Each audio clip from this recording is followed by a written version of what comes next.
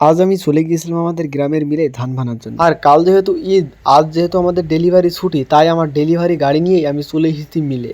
আর মিলে আসার পরেই দেখি মিলের ওই আঙ্কেল ছিল না। তারপরে আমি বস্তাগুলো নামিয়ে মিলের ভেতরেই রাখলাম। আজ যেহেতু পবিত্র শুক্রবার জুম্মার দিন আমাকে জুমার নামাজ পড়তে হবে, তাই আমারও একটু তাড়া ছিল। আর এইদিকে আঙ্কেল দেখতে দেখতে কিন্তু চলে এসলো, আর আসার পরেই মিল জুড়ে দিল। আর আমাদের এলাকায় কিন্তু এই ধরনেরই মিল আছে, অটো মিল নাই, তাই আমাদের ধান সিদ্ধ করেই নিয়ে আসতে হয় মিলে। আমাদের গ্রামে কিন্তু একটাই মিল, শুধু এটা, আর অন্য কোনো মিল নাই। আর এইদিকে আমার ভাগ্নিটা আমার ডেলিভারি গাড়িতে বসে আছে, সে মিল দেখে ভয় পায়, তাই মিলের ভেতরে তাকে নিয়ে গিয়েছিলাম না।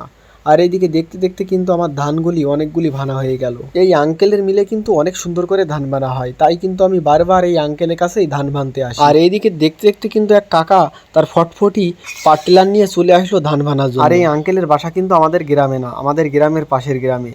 আর আমাদের গ্রামের এই আঙ্কেল খুব সুন্দর করে ধান ভানতে পারে বলে সে কিন্তু আমাদের গ্রামে ধান ভানতে আসছে। আর আমাকে বললো এই দড়িটা টেনে ধরো যাতে এই বস্তাটি না পড়ে। আর আমি তাকে সাহায্য করতে লাগলাম। কিন্তু আমাদের ধান বানা হয়ে গেল। তারপরে আমি বস্তাগুলি মাথায় করে নিয়ে এসে আমার গাড়ির ভিতরে রাখলাম। তারপরে আমরা বাড়ির উদ্দেশ্যে রওনা দিলাম।